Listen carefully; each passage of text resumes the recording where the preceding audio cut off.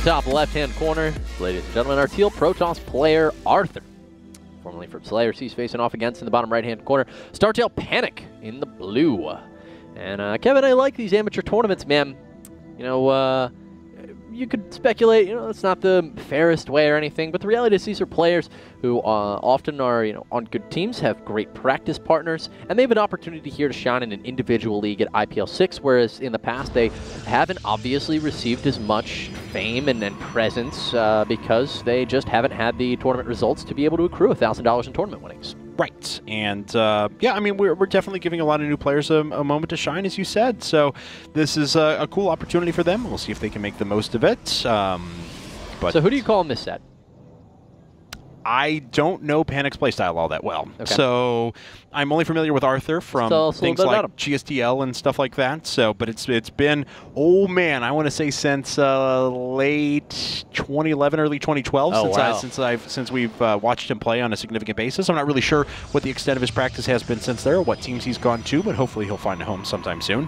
Well, you know, there's going to be a PvZ follow-up to this match, no matter what. Now that we know Zero has proceeded, so PvP and PvZ. Hope you guys like a lot of Protoss. If you are a Protoss player, or you have a Protoss friend who's not watching right now, you should probably tell them to tune in because, well, there's been a lot of valuable games for them to draw some info from. But here we are kicking things off now. Players going to be opening pretty standard. I think, though, our last match may have been the shortest best-of-3 we've ever had.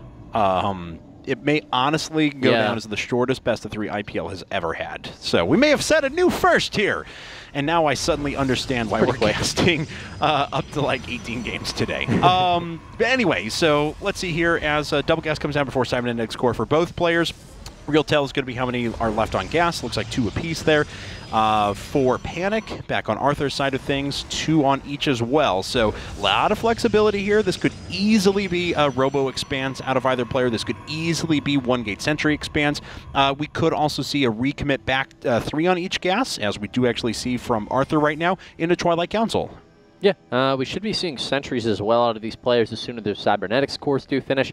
With these quick double gases, you're going to have a propensity to go for more advanced tech routes, and with that, you need the safety that sentries do offer. And let's see here. It looks like this probe is, well, trying to be hidden down here at the bottom left, although Panic, if he was paying attention, did pick up on it. Yeah, and it looks like he's already sending over a Zealot in that direction. I love it. He's like, go ahead, build your pylon. The second you do, I'll see it, and you won't know that I see it. But probe is actually going to show itself now, make its way up and out, and back around. It's just going to get it some scouting for the moment. Right, but until we see a Stalker, it won't officially die. And in fact, Arthur's just going to back that out of there right away. Now let's actually see what Panic has scouted. Okay, he scouted nothing, that's what I thought. Is this Stargate out of Arthur? I mean, he's made 2 sentries now. He's chronoing him out really hard, and he did go for the double fast gas.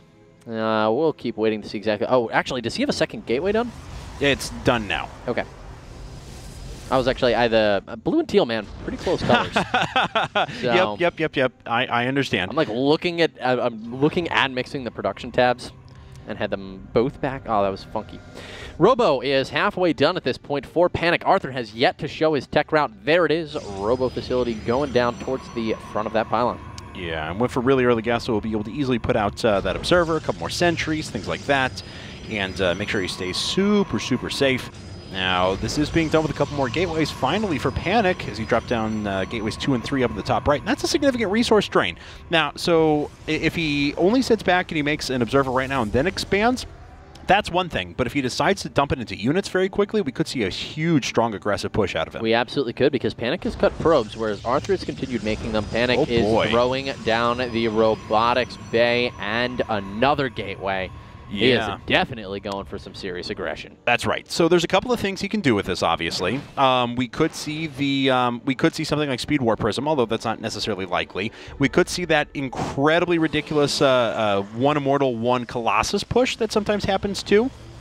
And Arthur's actually expanding out of this, so it's really going to come down to, can he defend? I'm really anxious to see if that's what Panic is going for. I feel like it might be with the timing of the Immortal and the Robo Bay here. They look really synced up. And yeah, if he doesn't chrono this again, I feel like they're finishing almost at the exact same time. He'll be able to start that Colossus right as our Robo Bay is finished. Look at the timing of this build. I mean, it's almost perfect to the second. That's right. There's he doesn't quite have the gas for it, though, so he's actually 50 gas away. So a little bit of a mistake, a little bit of a miscalculation there, but not too bad. Could have dropped his 2 probes on gas a little bit earlier on, would have been fine. There's 200 gas, and that's 300 minerals, and we have a Colossus. All right, so this is going to be a little bit frightening for Arthur. We already know the push that's coming from Panic, and it's going to be relatively all in. So let's look at how Arthur needs to hold this. He's got an Immortal, 2 Sentries, Zealot, Observer. He is going to need lots of Immortals, so he's making them right now, and he needs to focus his Chrono Boost on getting those out. But very soon... Less Sentries as well. Yeah, Panic's going to start moving across the map, and he already has an Observer, and even if that would get picked off, he still has the Colossus to grant him vision up the ramp here. So sentries aren't going to do a whole lot. Yeah. It's this Immortal count that's really important. And he is actually going to have 3 of them when this push hits. He is.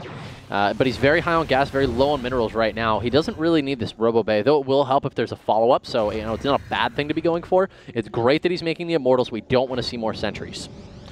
All right. Well, that 3rd Immortal not being Chrono Boosted. There we go. Chrono Boosted it out right now. Doesn't have a lot of vision down at the bottom of his ramp, so things are actually going to make their way up there very quickly. This is going to be an extremely powerful timing, but those were Zealot Warpins, which is going to be pretty good for Arthur, as good as he can hope for at this stage.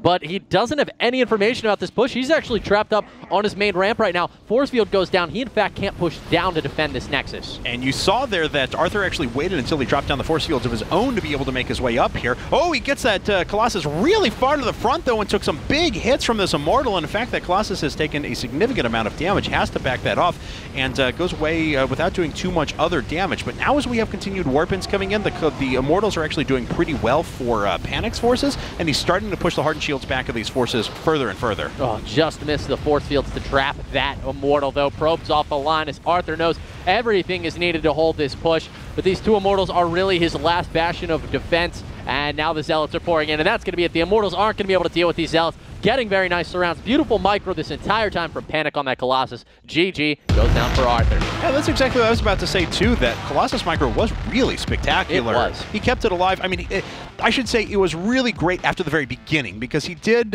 some... Take a lot of damage at the start. Right. He took like 3 shots right away, and of course 50 damage at a time from those Immortals really deals with the Colossus quickly, so it was down out of its shields. It was already into the yellow in terms of health, but then after that he was like, I actually got to take care of this thing, and microed it really well. Yeah, he was busy dropping those Force Fields. Force Fields while microing your Colossus without extended thermal lances back and forth is a difficult feat to pull off.